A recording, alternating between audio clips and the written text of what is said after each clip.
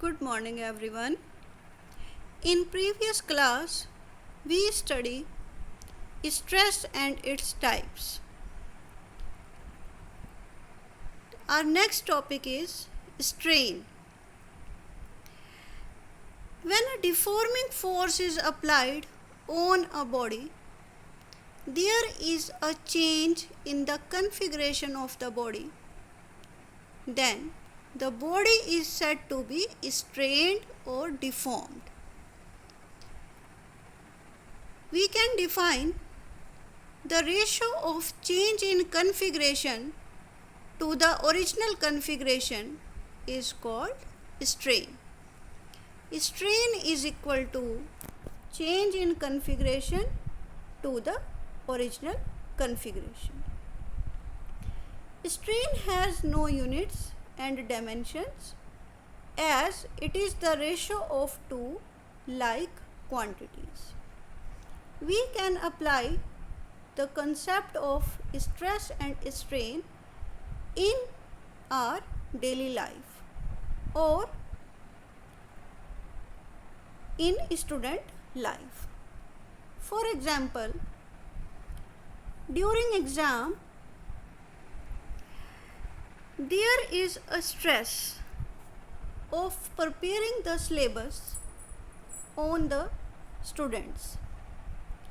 As a result of stress, some students show some change in their behavior. Some students gain weight, some students lose weight, and some students feel pressure in their body or mind. Therefore, corresponding to the stress, there will be change occur in the body. Depending upon the deforming force, there are different types of strain. First is longitudinal strain, volumetric strain, and shearing strain. Longitudinal strain, when there is change in length only.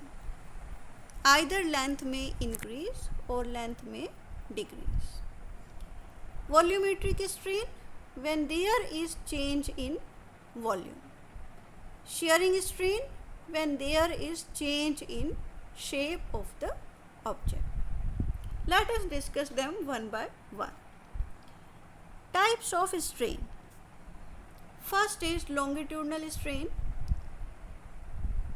From the figure, we can see if force is applied normally to the surface, then there is change in the length of the wire.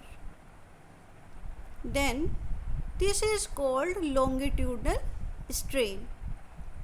We can define if the deforming force produces a change in length alone, the strain produced in the body is called longitudinal or tensile strain. Mathematically, we can write longitudinal strain is equal to change in length upon original length. Second type is volumetric strain. We can also define it if deforming force produces a change in volume. The strain produced in the body is called volumetric strain, or we can say volumetric strain is corresponding to the compressive stress. Volumetric strain is equal to change in volume per unit original volume. Third type is shearing strain.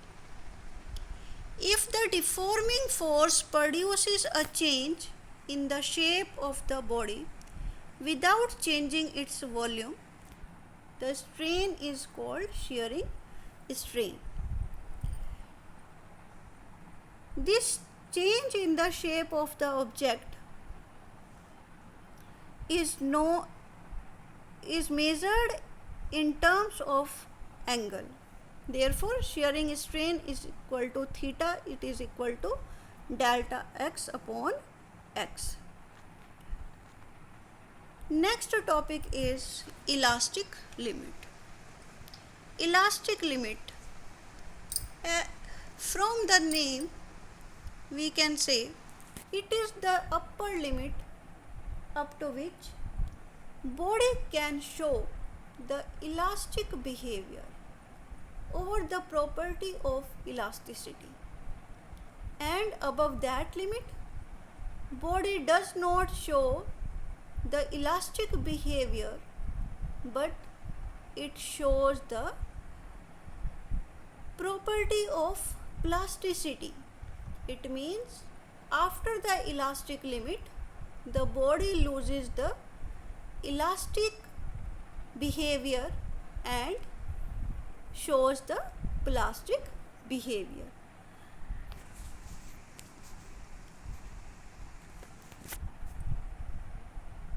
We have studied the two terms stress and strain. We can relate these two terms with the help of Hooke's law. Within elastic limit, the stress developed is directly proportional to the strain produced in a body.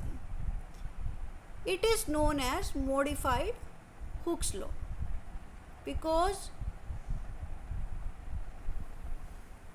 in earlier days it is supposed that when we applied load on the wire, then there is extension produced in the wire. But with the study of stress and strain, we have seen that corresponding to stress, there is change in the length, volume and shape of the object. Therefore, we can write stress is proportional to strain.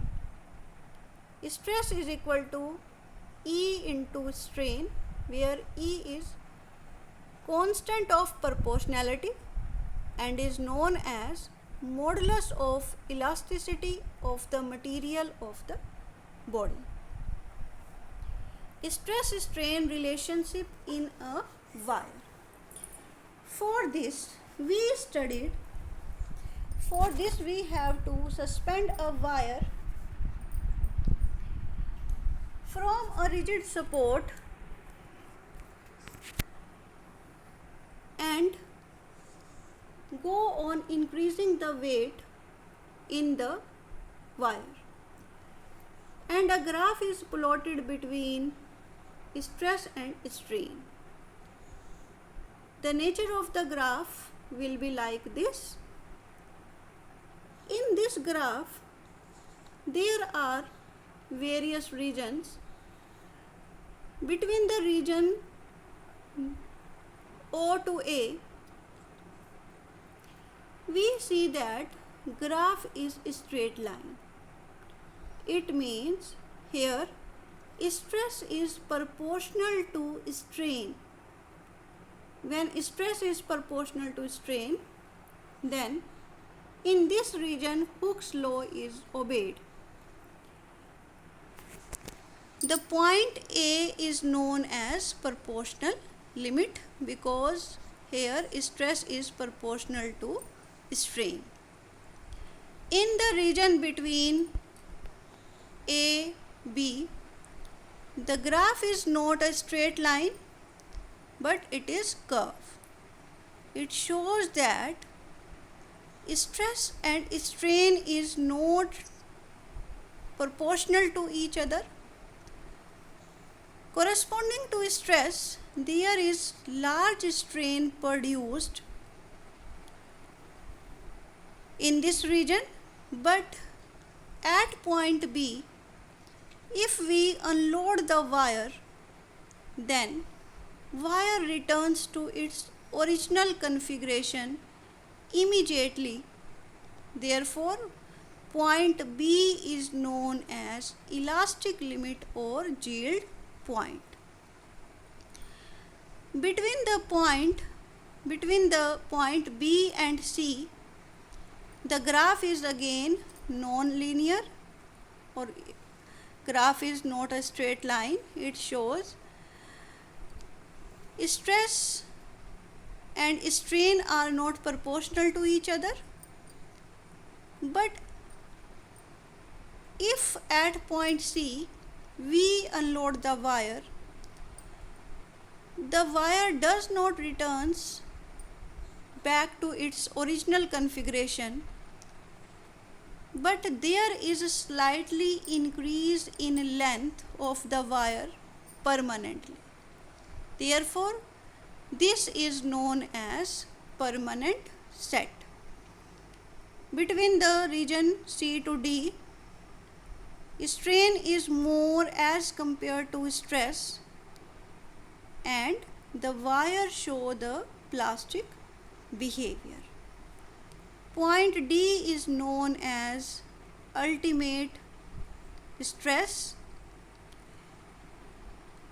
After point D, if we go on increasing the load in the wire, then wire shows neck and waist and neck and breaks at point E.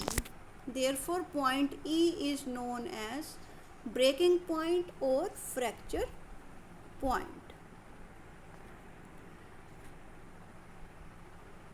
Here are the points which we have discussed from the graph. This is theory.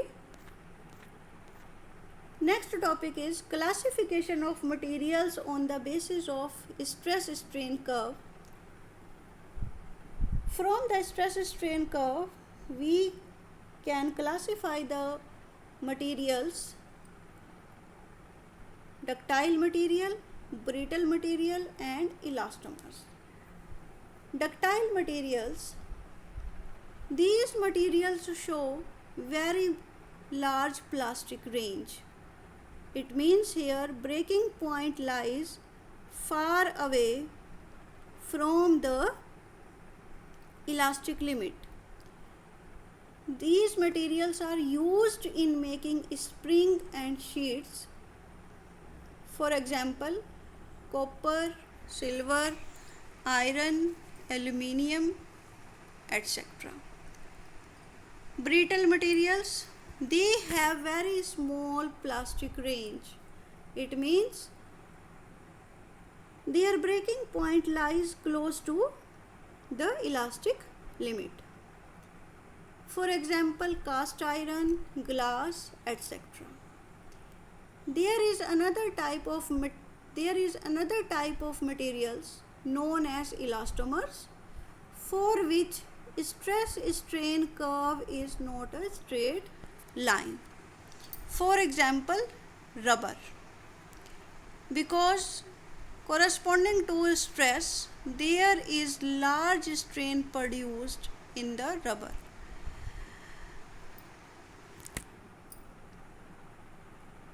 So, we have discussed strain and its type and stress-strain curve of a wire. Depending upon these topics, these are some home assignment questions. These questions you have to solve in your notebook. Thank you.